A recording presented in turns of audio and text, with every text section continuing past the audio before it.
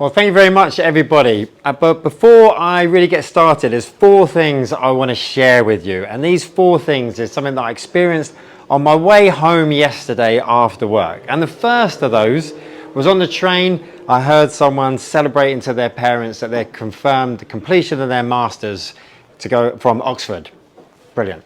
Second one was read in an article about someone who had qualified for the Olympics as a result of their London Marathon achievement.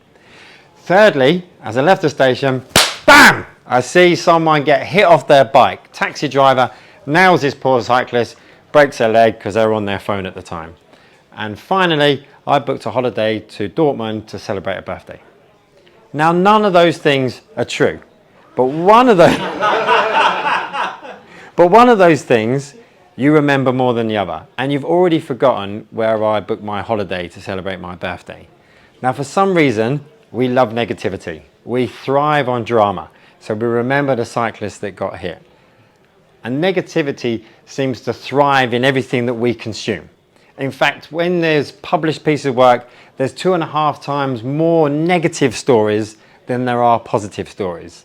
And those negative stories get 3 times more engagement than anything positive.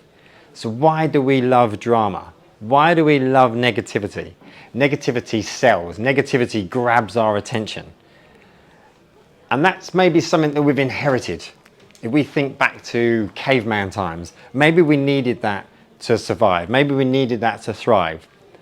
Going out to lunch back in caveman times was a lot different. Going out to lunch now, I'm in danger of a long queue and a heavily overinflated price for coffee. But back then, if I went out for lunch, I might have danger. No one goes out in caveman times and sees a woolly mammoth and goes, "Ooh, that's cute." No, that's dangerous. No one goes out and goes, "Oh, there's a colourful snake. Should we stroke it?" No. They're not doing that. That's dangerous. So there's caution. There's negativity. There's a reward for that. No one's overly positive and that'll be fine. Let's just see what happens. Maybe there was a few. Maybe it didn't last too long. So maybe that's something that we're born with, something that we thrive with is negativity. Now fast forward to today, and we've got things that entertain us. And there's 2 things I want to talk about. The first of which is Married at First Sight, Australia. Now, it's not the Australian part. This is still, it's not hemisphere specific. It's not like water going down a plug hole. It applies to all of them, but it just so happens that's the one I've been watching. And in this, it's nothing but drama. Even the positive things are drama. It builds up the camera tension if something exciting is going to happen.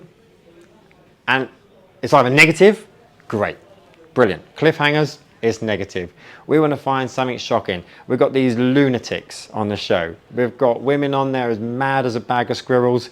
We've got guys on there who care about themselves and only themselves.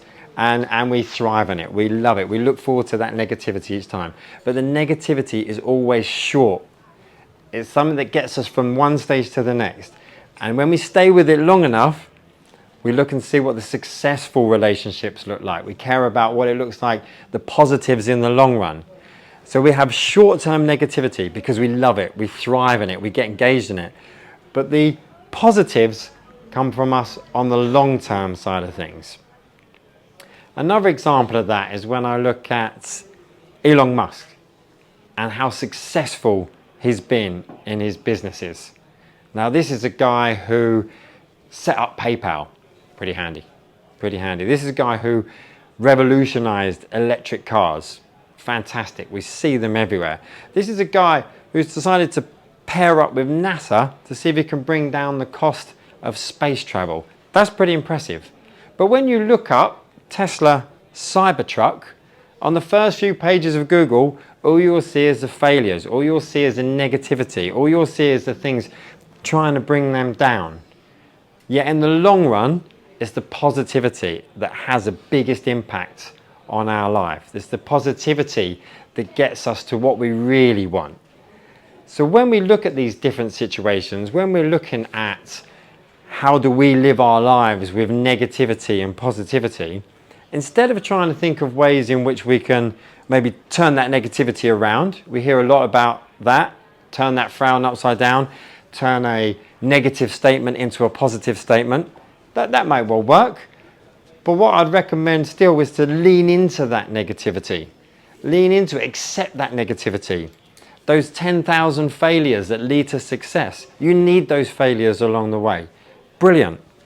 J.K. Rowling wrote a book about some magical young offenders, and she took that book to 12 different publishers, and they all said, "You're joking." Happy to have that rejection, because eventually it led to success. Probably took a lot of negative feedback along the way. So my parting quote for you is that life happens as a result of about 10% of things that happen to us. But the rest of life, that rest of that 90% comes from how we react to that 10%. So lean into the negativity, relish the negativity, and look forward to the longer journey of our success that we'll get from that positivity. Thanks very much, everyone.